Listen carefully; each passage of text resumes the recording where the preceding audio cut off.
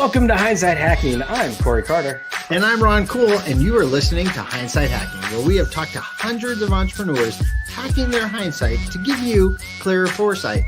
And now, as we still bring you the same great, amazing interviews each and every week, we are adding bits and pieces to serve you in such a great way. These bits and pieces are some mindset hacks, visibility hacks, traffic hacks, and more on the Daily Hack. So we want to make sure that you have all the tools and all the resources that you need to gain more visibility and gain more traffic. And obviously, to get more sales. So head over to gethhm.com/toolbox to grab your free resources to get the help you need to get more. And if you're interested, after you collect all those freebies, because they're amazing, hit the link in the show notes and jump on our calendar because we definitely want to help you. Guys, we absolutely love the community that we've created with your guys' help, and we love all the hindsight hackers. So jump on in and get on our calendar. So without further ado, what do you say? Let's get to it.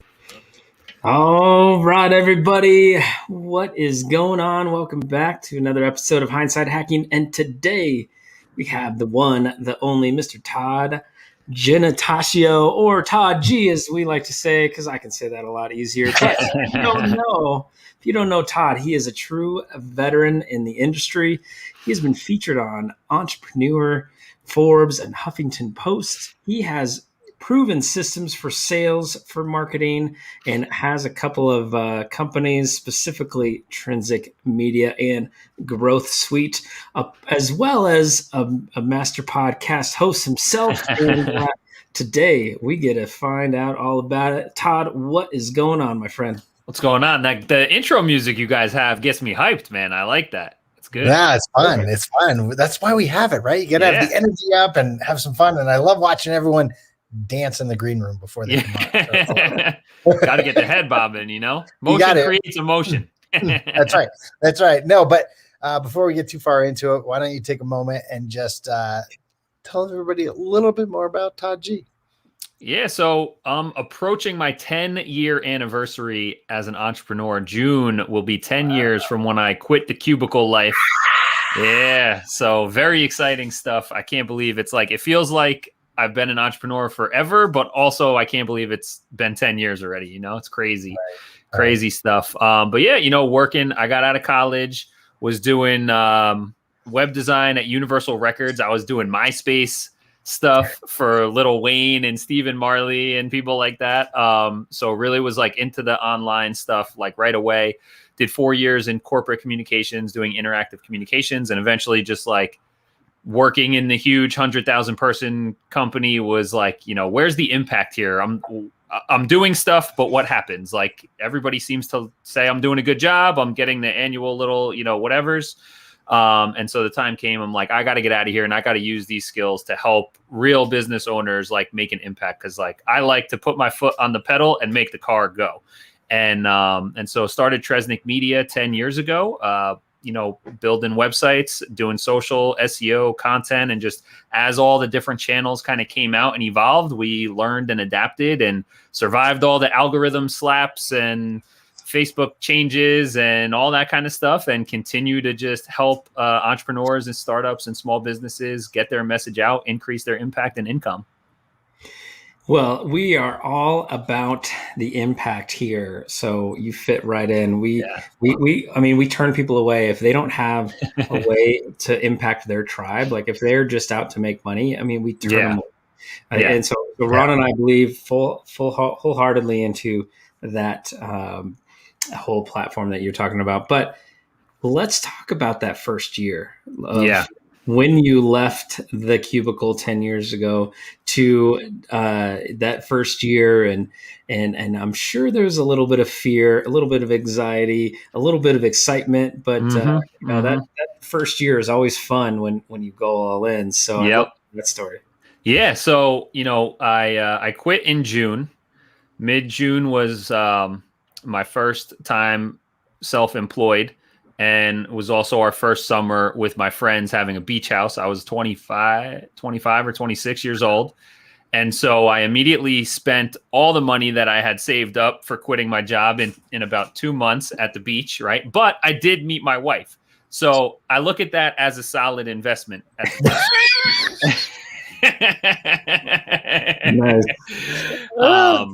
But yeah, it's like, you're first getting started, and when you're a service provider, like we all are, it's like, you're looking for your next client. How do you start finding people? Am I good enough to get bigger businesses? How do you price yourself? All that kind of stuff. And so I did, and I recommend everybody who's quitting their job to do this, is I went into Gmail down, like you can go into your contacts and like export like everyone that's ever been in, like ever emailed you or you've emailed them, export all those people that probably, most of them I didn't even know. Loaded them up at the time into like a free MailChimp account, sent out an email, subject line, I just quit my job. And then in the email was like a semi manifesto style. And it was like what I told you guys, like I've been working in corporate, I have this skill set, and I really want to make a bigger impact. If you know anyone who needs a website or any kind of online marketing, please let me know, et cetera, et cetera. And so that's how I kind of got my first couple small projects, like my cousin's friend owned a wrestling school, and, somebody's, neighbor was a plumber and that kind of stuff. And so that was kind of how I first got those small jobs, and then got into the whole breakfast meeting world, like the BNIs and all those networking things, which like was cool at the time, but very quickly became what I called like, a raft, a lifeboat with an anchor on it. And so you're getting all these like local mom and pop businesses, but they spend $500, and like you're not fully doing math yet on like how much money you need to live, and you're just excited to get projects. And so you're like, well, I got to stay here and keep doing these things because I need the money coming in, but I'm so busy doing these low ticket projects that I can't grow. I can't hire anybody. I can't expand into the next level. Right. And so eventually you have to break out of that suffocation and say, all right, it's time to raise my prices. It's time to look for bigger projects. It's time to do things. I was actually kind of not forced, but the opportunity came because in 2012, Hurricane Sandy hit here in New Jersey. And I don't know nationally how much you guys remember about that, or if you even knew at the time, but basically all of New Jersey, New York, we were all shut down. Like people didn't have power for weeks. I had a client that was on Wall Street. They were oddly enough, they were a lighting company. They just had their office happened to be on Wall Street, but they didn't have phones for 6 months. Like It was crazy. And so during that time, I didn't have a lot of work coming in. All my clients, their businesses were shut down. I said, all right, it's time to drink the Kool-Aid here. Because we all suffer, cobbler's kids, no shoes. I wasn't doing any marketing besides the referral network, meeting people, getting referrals. And so I buckled down, and every day for 5 weeks, I wrote and promoted 2 blog posts on my website. So over the course of 5 weeks, I wrote 50 articles. My website traffic went from like 200 visitors to 10,000 visitors in a matter of weeks. The rankings all soared. Every Friday, I would do a recap of what worked and what didn't work, where was traffic coming from. So then those recaps started getting recognized by like people at HubSpot. You mentioned the Entrepreneur and Forbes. And so I was gaining traction in search engines and social, attracting clients with the content I was publishing. And then I was attracting kind of notoriety in the industry with the recaps and analysis of it. And then from there, that's when we started, people are finding us from San Diego, Utah, Boston, Florida, all over the country. That finally gave me kind of the escape velocity to hire my first full-time person, and then eventually, more people, and then get into an office and all those kind of things. So that was kind of like the first 2.5 years was like you scrap and, you hit up your family and friends and let them know what's going on. Then, you kind of scrap your way through your first couple of clients, but then eventually you just have to, you got to buckle down and do your own marketing to get yourself established and build your presence. No, I love that, because that's pretty much how Corey and I have done things. It's the referrals. The only thing that's a little bit different, we didn't start with like this low ticket thing. We found it easier to get the high ticket. Yeah. But we also learned we undervalued what we did. Like right. When we first started in the whole online space and transitioning from in-person to what we did, and doing this, we pitched our first pitch, and we had 3 different levels, and they Mhm. instantly took the highest one. Instant, Yeah. like Yeah. without even thinking We got about to raise those prices. it. Yeah, and so I get off the phone. You know, we get off it, and you know, I told Corey, I think we made a mistake. That was the first thing I said because like we didn't You don't know. Right. We didn't know. And they said that should have been easy $20K offer, and that's not what we charged. And we said, yeah, we know we gave you the first time deal.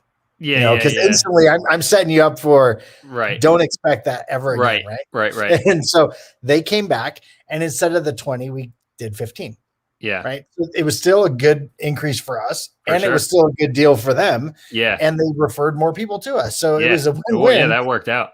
But that's how we tested like the pricing. It was like, Yeah. oh shit, what just It's happened, like that reminds me that the movie with Jonah Hill where they're the gun runners. I think it's called like War Dogs or something. And they go in and they pitch a project to the Pentagon, and they're like pissing their pants nervous. They're like $4 million. And they're like, okay, we'll take it. And they're like, oh, yes, we did it. And then like, as everyone's clearing out of the meeting, one of the guys goes over to them and they ask, they're like, oh, you know what, how'd you guys decide to go with us like so quickly on the spot like that? And they're like, the next lowest bid was 40 million. And they were like, no. Yeah. It's a crazy thing, but I want to talk a little bit about the price increase. So you talked about the price increase. We did it just because one of our clients was like, here's what it should have been. We're like, all right, sweet. Right. Yeah. But you made a decision to go up.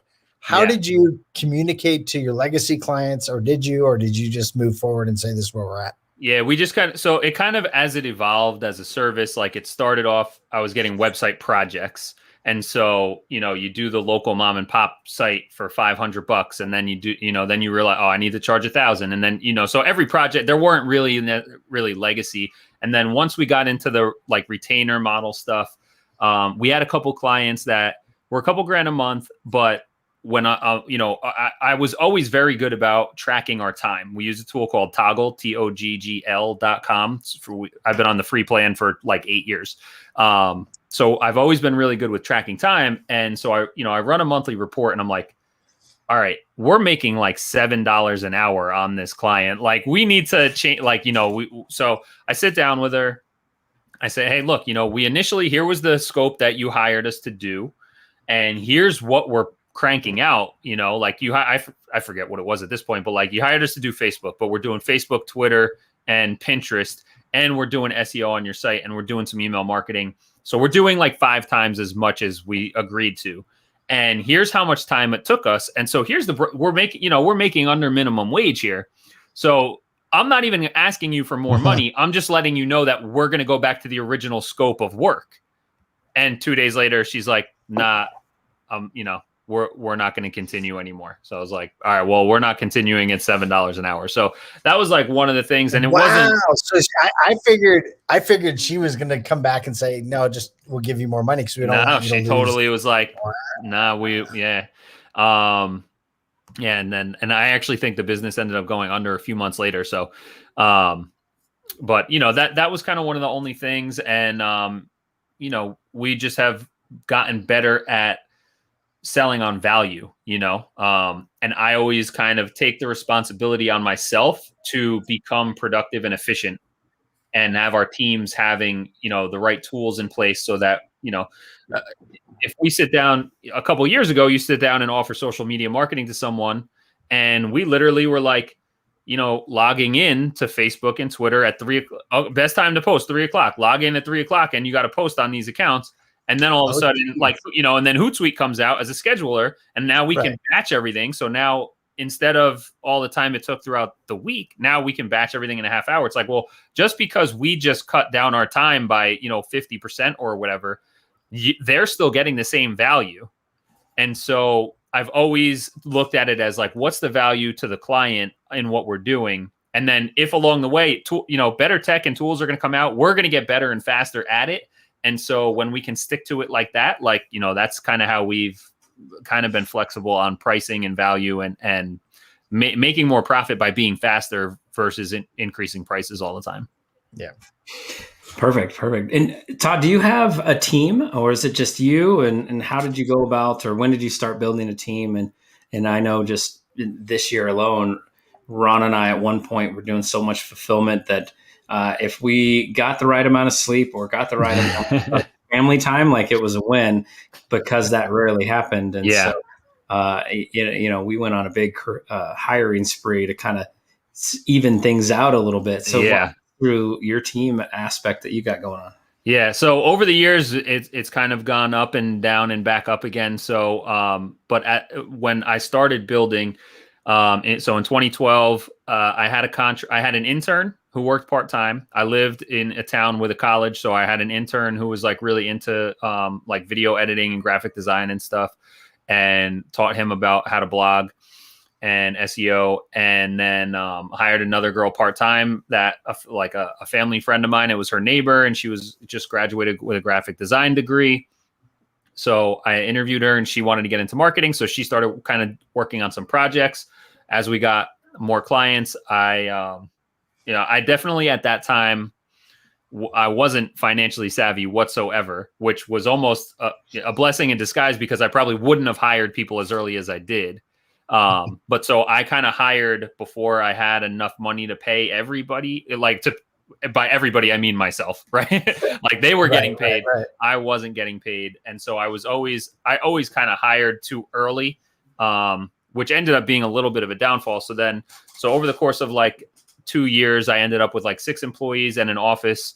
And in 2017, I just was burnt out from it. Honestly, it was like, I don't want to say mismanagement of finances, but like I was blind and ignorant to managing the cash flow of the business and proper profit margins and tax savings and how much should you spend on different areas of your business kind of stuff. And dealing with client services. And so 2018, 2019, I co-founded a tech company, advised and partnered as a consultant with a couple other businesses, and kind of dissolved. So my employees took jobs. I only fired one person. Everybody else saw the writing on the wall, got new jobs other places, and I didn't fill the positions when they left. Let go of my office, and kind of like did a reboot. And then in January of 2020, I ended one of my consulting engagements where I had an office as part of my deal. And I still had a couple of retainer clients over the years. And I was like, I'm going to turn back on the agency side of things. March is going to be my last month with the office. And so March 12th, I'm like looking in my office door. We're closing for 2 weeks. And I'm like, should I take my TV and monitor and key and like all my office stuff? I'm like, nah, I'll pick it up. I'll pick it up in a couple of weeks. It's still there now. I haven't gone back and got it. But so over the last year now, just coincidentally, it didn't happen because of the pandemic, but surprisingly, to me, and I'm sure you guys, people didn't realize how much they needed to be online before. And so, that was a kind of a stroke of luck. We're in an industry that benefited, right? So we're helping businesses get online. And so we started attracting new clients. I've had built up a list of a few thousand people over the years that I always just am putting out content, communicating, adding value. And so then started putting some calls to action for services back in, getting, booking calls, bringing clients in, bringing contractors back, on a per project basis. And so now that's kind of how it is. We have a couple contractors on per project basis, and actually hired a CFO last month, a CFO service. I highly recommend the Clever Profits guys. They're awesome. They really helped me get clarity on my numbers and when to hire, what positions to hire, and where to spend the money that we have. And so now we're kind of in that pivot of moving the contractors into full-time employees, and then how do we get the team to scale up most efficiently? So that's kind of where we're back in right now, but I'm in a much wiser position than I was when I did it the first time. No, I feel Corey and I were a little bit blessed because we always were like corporate America, writing the budgets, doing all the P&L statements. Like we understood all the financial pieces of it. And then we were the people hiring. So like all those pieces. Yeah. And Yeah. I parts. didn't have any of that. Yeah, we just was like somebody who knew how to code websites, and then so people started giving me money to do it. Right. Well, like for us, it's like, all right, so now it's like we were doing an org chart on positions that we may or may not need. And literally there was like Corey and Ron's name on like 12 different spots. Yep. And we're like, yeah, that feels like that now. So now we know. now we know why it feels that way. Yeah. And then we're like, what can we start slowly moving off our plate to enable us to do what we're trying to do, which is scale and grow and what everybody else is trying to do. All right. So you got your people, you started growing, and now we're 2021, I believe. So we're past crazy year. Are you still in growth mode? Are you comfortable where you're at, or where are you at now? Yeah, we're definitely, so something that's interesting. And I don't know, maybe I should save this for the hindsight question, but, no, use it, because Corey gets to ask all the good questions with the good answers. Like, you got to use it for my question. All right. So, one of the things that really helped, that helped us, with converting more clients last year very quickly was finally having a predefined productized service package that was a custom methodology. And so we call it the minimum launchable funnel. It's the MLF program. And I made it in a way, I made this package, I can explain it very simply and people understand it. It has a very clear objective. Like, we launched this, it's very lean, it's very simple. And the objective is to get the unit economic cost of your lead acquisition. So at the end of this, our goal for the next 3 months is to get consistent and predictable lead acquisition at a dollar amount that makes sense to you. And then we look at how we reinvest and grow from there. And once I did that, sales started becoming so much easier, because then it's just, having conversations, asking people what they're, where they're stuck, what they need help with. And then when it made sense, I'm like, look, this is the program we have. And it's not like, oh, let me customize. Well, you need SEO, Facebook ads, you need retargeting, and, you should do some YouTube, plus you need email automation. And then, so let me go back and I'll make a 7-page PDF that explains all that again. And you're going to forget it by the time. When it just became like a productized service that I could very simply explain and had a very clear outcome, boom, that made like all the difference in the world. And so, and then I turned that into a course that we sell. So Tresnick Media is my agency. TheGrowthSuite.com is where we do digital products. So online courses, for resources, tools, group coaching, membership, stuff like that. So I have taken my methodology, recorded it, turned it into a course that we sell. And that's the training for our team. And so, I've double dipped in my efforts there to create a digital product that's scalable, that we can sell, and it becomes the training. And so that now we're going to roll out, I have 2 more programs that will follow that one up, and those will become online courses that we sell through the Growth Suite, and the training processes that we give to our new team members. Love that. Yeah. Love the double dipping. Love the so, and I think, again, coming from corporate America, you think all these proprietary training that people do, but then you go from one location to the next and it's basically the exact same thing. Yeah. Just everybody teaches it just a smidge different. So why not get credit for it outside of your own company and actually get paid to create stuff like that instead of paying to create? Yeah, exactly. Like I've actually, I'm even thinking of using it, and I've seen some other SaaS companies do this with sales training, where actually running marketing funnels into the course as a hiring method. And so people actually buy the course, and then and then based on them being in the community, then that's where you actually recruit your team members from. I'm thinking about, how do you peel that back, or maybe offering scholarships, something along those lines. But it's definitely a very interesting model for sure. Well, and if you're familiar with Catherine Jones at all, she has the CF Design School. That runs. In her Facebook group, she enlisted 5 of her biggest users to actually be in charge of each certain day to help do different things, right? So basically, people paid her to now then help her on her own group through that for free. for free. Yeah. If she wants to hire them, I guarantee they would all say yes, because I know I will. Yeah. So I love that. That's so good. All right. So I want to transition a little bit about publishing and hindsight, because obviously you alluded, we got a hindsight question, but uh, in hindsight, you knew somehow to publish your blog twice a week from the beginning. Twice a day. And now, or twice a day?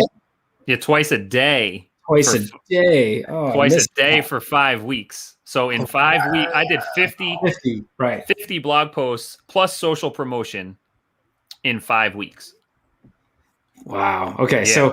So you That's knew what caught so much attention, because it was like on steroids. Gotcha. Okay. And then at what point did you transition to maybe a more traditional blog posting schedule on top of a podcast or two that you run? I wish I had a podcast back then, but I didn't. But after the 5 weeks, we turned it into a weekly thing, almost probably when the 5 weeks was done. So maybe I did twice a week after the first 5 weeks, but then we kind of got into a weekly thing. And then as I hired people, that became part of their job too, where everybody had to write a blog post every week on something, on a topic of whatever kind of maybe project they were working on and whatever. So we kind of transitioned into that. And then a couple years ago, we kind of faded as I transitioned the business into more consulting and partnering. Us publishing content kind of faded out. And then when I launched the Growth Suite, that's when I started doing video interviews as our blog posts, and then we embed the blog with the videos on the blog and all that kind of stuff. And now we have the On Air Brand Show, which is every Wednesday. You guys can check that out at thegrowthsuite.com/onairbrands, which is a show about publishing content and creating your own shows. But another interesting story. So the reason, Corey, that I thought I knew about this was, my principles have always been, and this is what I call the modern marketing principles. Number one, to be customer centric. Number two, value first. Number three, education based. Number four, having a humanized and conversational voice so that you make a connection with your audience. And then number five, having direct response, clear next steps for someone. So I've always come from that education-based marketing, before it was called content marketing. Like, I've always liked the idea, and it just felt natural to me to talk and teach and help. And when you come from that place of service, obviously that attracts people. Luckily, that's also what Google wants people to do. So it kind of all worked hand in hand. But a funny story is that in 2009, before I had the entrepreneurial bug, I got a flip camera. I keep it right here in my desk here. So for those of our audience who don't remember these little guys, oh my gosh, this was the first pocket video camera before GoPro, before iPhones had cameras on them. I got this video camera for Christmas from my parents, and I thought it was the coolest thing. Like, this video camera fits in your pocket, right? And so I go back to my apartment. My roommate, we're in our early 20s. 5 minutes of geek, like, this. Look at this. It's so cool. Look. Oh, hey, look. Now, YouTube in 2009 was nothing like what it is today. Facebook didn't have video. Instagram didn't exist yet. And so 5 minutes of excitement. And then I'm like, okay, well, now who cares that we have this camera? I don't have interest in being a director or, actor, movie, nothing like that. So I'm just like a tech geek. So, and this was cool. Well, at the time we were, going out to eat every meal. So we're wasting money, gaining weight. We're going to the bar every night. And we really were interested in learning how to cook. And so I was like, you know what? I'm like, why don't we make cooking videos? So once a week, we would say, all right, we want to make fried chicken. So we'd Google fried chicken recipes. We'd look at a couple and we kind of make our own. We'd go pick up the finest $10 bottle of whiskey that they had at the liquor store. And we'd come home. We'd just basically get hammered and record cooking videos. And so, being a geek, I was like, let me just throw a WordPress website up and we'll put these on YouTube. And, it is what it is. It's just this fun, stupid thing. And so a couple weeks later, I get an email notification from YouTube that says, XYZ commented on your video. And so then I yell at my roommate, yo, Gray, who's this person?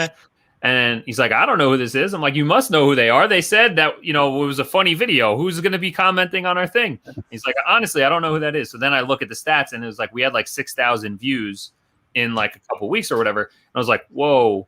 And so then I looked at our Google Analytics, and I started looking into it, and we were at the top of Google for the term easy recipes. Wow. Easy recipes for beginners, easy meatloaf recipe, easy chicken parm recipe, easy, we did about a dozen of them, and we're at the top of Google for all these terms. And the reason is I learned how to code websites to be strict W3C standards. And so I coded a WordPress theme for the site. It was super accessible, which is what Google likes. We're making YouTube videos based on keywords, even though we didn't realize it, but it was just like, easy recipe for meatloaf. That's just what we named it. We weren't being clever. And no one was doing multimedia blogging in 2009. So I got YouTube videos embedded on my blog posts. And then, because I knew the proper coding, I'm coding in recipe HTML tags into the actual blog content. And so that's how we end up on the top of Google. Now, I didn't know anything about list building or affiliate marketing because, I'd be in a whole different place right now if I knew those things at the time. But that was where I learned the power of content marketing, where I was like, wow, if you just make helpful content and put it out and make it easily findable for people, you can take off. And so that's when, like you guys were talking about, when we first started getting clients, you're so busy with client work that you can't do that for yourself. But, again, the Hurricane Sandy shuts everybody down. I had nothing to do. So I was like, let me start cranking out content so we can, start getting found. No, absolutely. And the one thing that we don't have is a blog. And that's something that we've gone back and leaving forth. Money on the table. Yeah, we have You're already creating the content. Yeah, we have a ton of content. Yeah. I mean, it's funny because a lot of our clients, they'll come to us and they're like, you guys are like everywhere. Yeah. Everywhere there's stuff that you guys are doing. And we're like, cool, because we don't even feel that part of the business whatsoever because it just that's on autopilot. So that's awesome. But we don't do the ads. We don't do any of that stuff. So that's kind of cool. But what I loved the whole easy piece. Like one, I wanted to go Google to see if I could find that because I think it'd be funny to watch. Easyguycooking.com. It's still up there. I keep it there for easyguycooking.com. We don't, it doesn't get the traffic like it used to because after like 2 or 3 months, my roommate got a job in another state, so he moved out. He was the cameraman.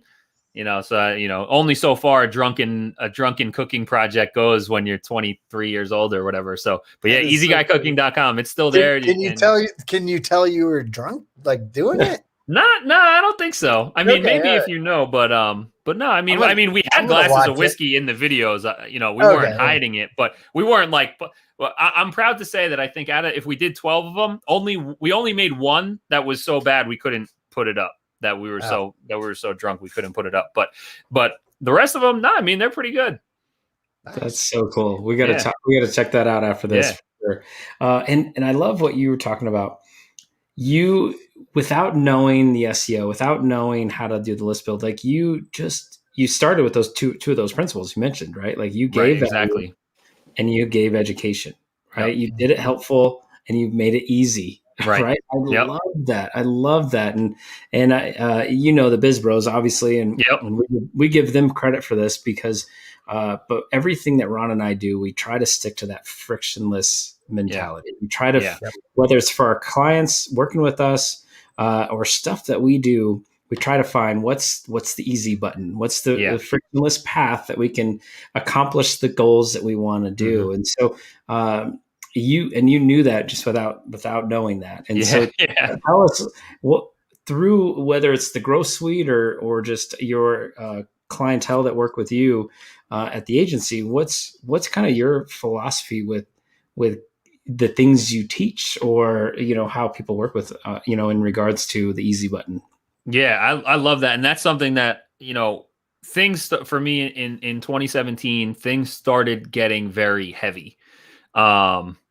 The services felt heavy. It felt like so much. And I love marketing, psychology, sales, persuasion, and I love all the tech side of things. So like I said, like my first job, I was hand coding websites for like Lil Wayne and Universal Records. And so I love geeking out on that stuff. And I think I was so deep in the weeds inside baseball that I'm like, after I kind of stepped out and took a breather and looked back, and I'm like, how much of this really matters to the client's results? You know, like what's the 20% of the 20% that we can do here that makes an impact? And, you know, one of the things for our clients who create their own content, I always say, just create, if you're doing video, if you're doing written, whatever, make it a message to one person, right? So for our clients now, I always say, you know, video is the queen bee pillar, right? Like if you make video, then you can turn it into anything else. You can't really take a text and turn that into video or an audio. So if you do video first, you'll have the most, you'll have the most assets that way. But for some people, that's not them. But even a couple years ago, I had a client, he owned a gym and he was like 60 years old, but he's like a top performing athlete. And I'm like, yeah, you got to be creating content and publishing, you know, writing articles. And he's like, this guy hasn't been on a computer for an hour in his whole life, you know, like, and so I'm like, here's the topics that you need to talk about. It was like something about nutrition for athletes and something about the way sugar, I forget what it was, but I'm like, you write an article and then we'll put it on the website. Obviously that 3 weeks go by, he doesn't do anything. And we talk, he's like, I just can't do it. He's like, I can't type, can't think, blah, blah, blah. He's not a writer. So I'm like, okay, no problem. Forget about it. The next day I send him an email and I'm like, hey, the other day we were on the phone and you told me that it's a big mistake that all these athletes are drinking Gatorade thinking that it's going to hydrate them. But like in reality, that's not what it is. I'm making this up. I don't remember specifically, but right. What was that again? And why was that important? Well, guess what? An hour later, I get a 500-word email that describes exactly what I needed. And so that's exactly the mentality I have our clients take, is think that you're writing a mess. You're writing an email, you're sending a video message to a client who asked you something, right? Like that's just how you have to think about it, is just sending messages out to individual people. When you publish it publicly, you get to reach so many more people. So like every time a client sends you an email asking you a question, you have two choices. You can hit reply and hit send, and that one person will get that message. That's nice. They're your client. Or you can take it and you can put it on your blog with the right title on it and publish it. And now thousands of people have the opportunity to find you talking about that subject. You could put it on social media and now people will see you talking about that, right? And so when you just repurpose the conversations that you're having, when you capture and document, digitize, whatever word you want to use, the conversations you're already having with your clients, just turn that becomes your content machine. No, that is so true. And that's how we got to where we are, just by, having fun little videos and doing fun little things. And it was more for my own amusement, really. Yeah. Well, even this, like, think about this. Like, you could have messaged me, Corey, and said, hey, man, like, we're always at the same events. Like, we got to catch up. Like, let's schedule a Zoom and have like a coffee talk or whatever. It's like, all right, well, that's what we're doing. We're just broadcasting it to the world.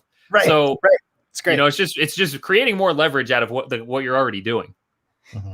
Yeah, exactly. And that was, 100% true, because we were at the same things. To everybody listening and watching Podmax, we've talked about it numerous times. And I was like, Ron and I need to get to know Todd a little bit. Todd G needs to get known in our world. I know there's a lot of similarities and likes and for sure, and things that we're running the same path with. And so, we could have kept it private in a coffee talk, or why not share it with everyone out there? Yeah, so, exactly. Love that. Okay. Ron, I don't know if I interrupted your question. Did you get to ask a question? No, I think I just took over. I don't know. No, it's what happens. It's part of the show. At some point I just get pushed to the side. Fine. No, it's all good. It's all good. I do have a question, and since you brought up Podmax, let's kind of talk about that. So, let's do it. So you are involved a little bit more with Podmax. Yep. And I think you are hosting now their show, right? Yeah. So I host the On Air Brand show. And so On Air Brands and Podmax are technically two separate companies, and then Tresnick Media, obviously a separate company, but the three companies kind of all operate somewhat together in certain areas. And so, we partner on a lot of different projects and stuff. And so the guy, Eric and Josh, who founded Podmax, they had the On Air Brand show for like a year. And then they wanted to start a Podmax podcast.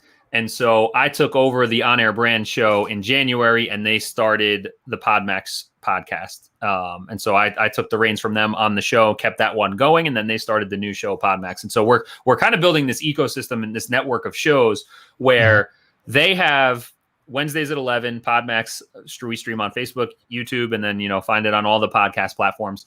They talk about kind of timely, topical news and trends and insights on the podcasting industry and on the show industry, right? So like, Apple announces paid subscriptions. They're talking about that kind of thing on the show and what that means for publishers.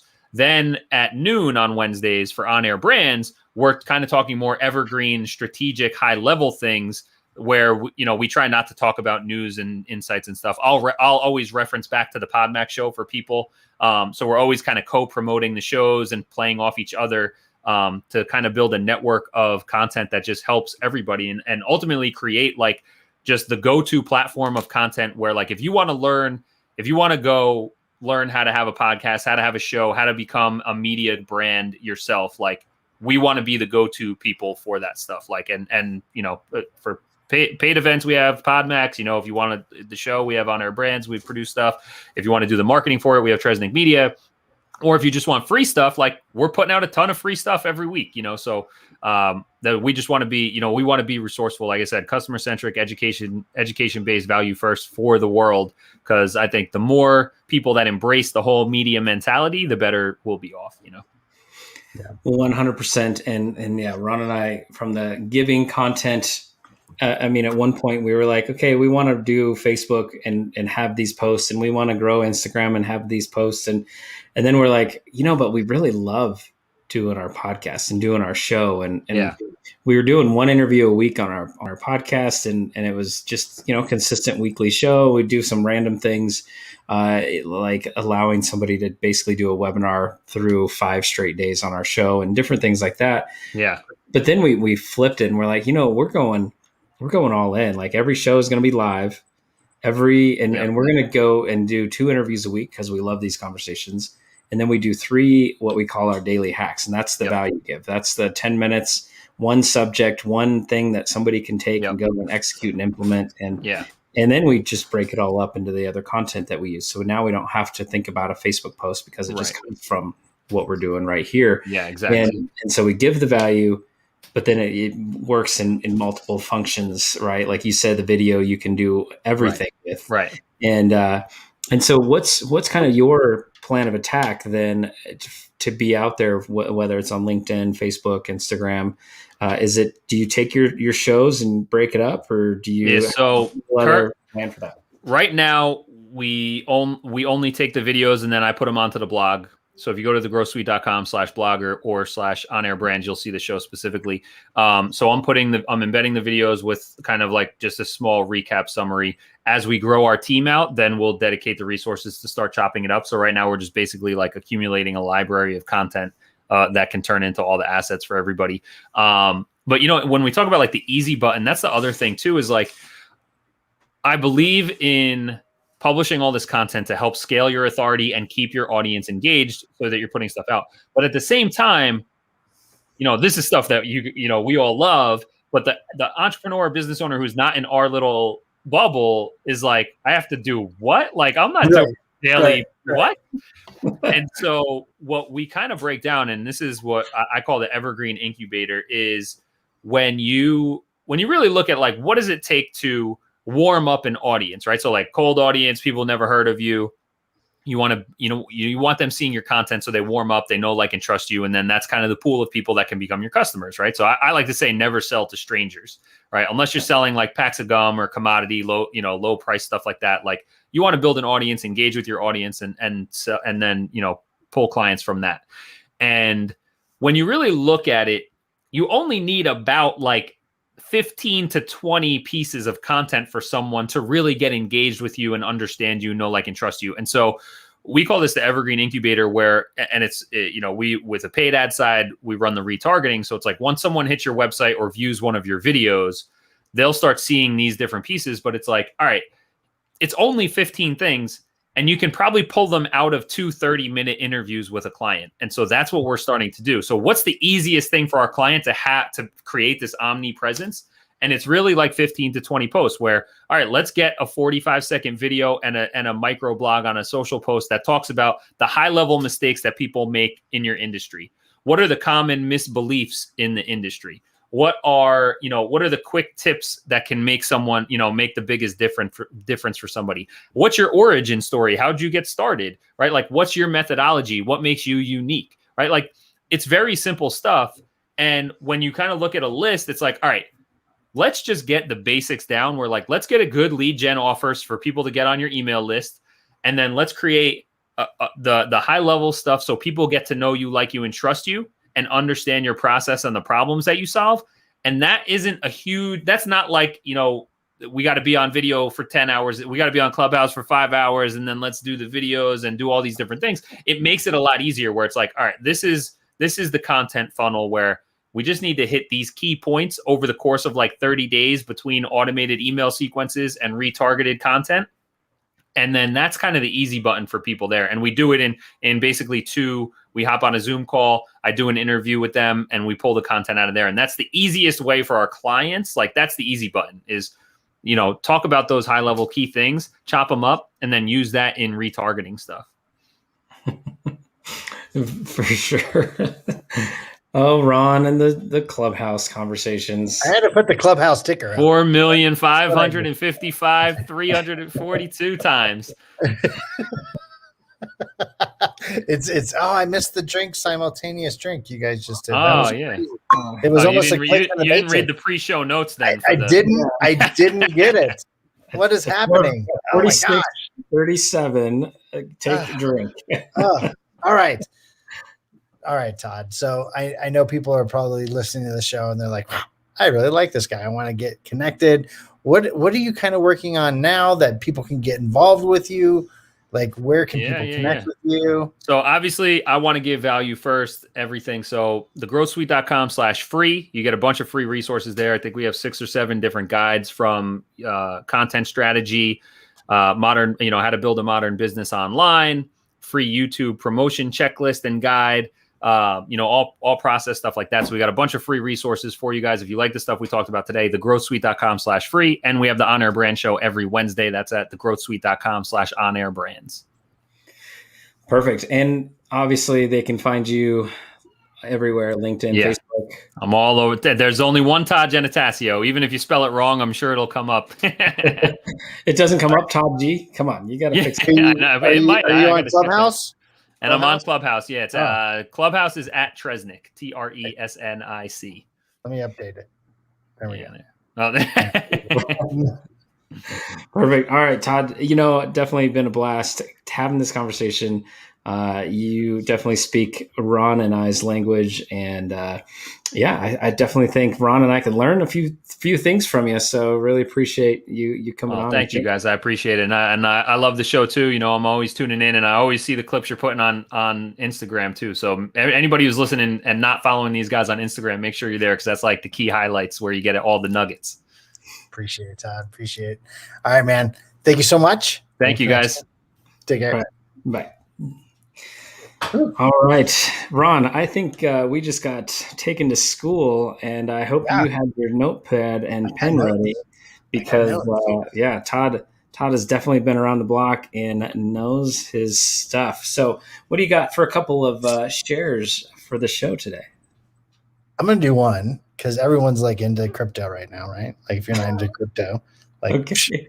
But attention is the new currency, especially online. Right? If you can get people's attention, then you can help get them into your ecosystem like you talked about. So that's one. The second one, gosh, I'm going to point this out because he said it earlier and I just want to make sure like you can start where you are, right? Just start with what you have. I thought it was brilliant. If you have a service-based thing, go to your Gmail, download every email that you've ever had and just announce it that you're doing something, right? And those are people that already know you, connected with you. Maybe they forgot about you, but guess what? You still have their email. So you can still start from somewhere, and it's still part of a list that you own. 100%. And then for me, like, I mean, Todd mentioned his principles, and it truly seems and feels that he embodies the very existence in his business from these principles. So to those, hopefully I don't mess these up too much, but customer focused, value-based, education, humanized, again, through the conversations. And then this is my favorite one. Well, I love them all, really. But the last one that I got is direct response with clear next steps. I feel like that's where, and even us being guilty of this, I feel like that's where some of the problems people face. There's not the clear next steps of what someone's journey should be. And so, I encourage anybody listening or anybody watching to take a second and look, what is the clear next step? You connect with somebody on Facebook. Now what? Oh, do they go to a Facebook group? Or you just connected with somebody on LinkedIn. Now what? Is he sending an automatic message trying to get him on a call? What is it? Right? Like, it's having a next step and a clear next step for everyone to take when they come into your ecosystem, no matter the entry point. And I think that's where I was getting with this is wherever that entry point is, because I know, Ron, you and I have several, but I know we also don't have the clear next step that is in each one. So, all right, everyone, thank you so much for watching. Thanks so much for listening, and I can't wait. We've got more in store for you coming soon. So we'll be there soon. All right, guys, have a great day. Go Impact. All right, everyone. Thank you so much for listening. I hope you had as much fun as I did. And you know what? If you're not already a member of our Facebook group, what are you waiting for? Head on over facebook.com/groups/profits with. Guys, we are super excited to have you be a part of our community and help you get more visible, get more traffic, and get more sales. That's right, Ron. And every time someone is in our group, we get to share all the tips, the tricks, and everything that you can get profits with from your summits, your challenges, your workshops, your podcast, your vodcast, and so much more. Guys, thanks for being the best part of the Hindsight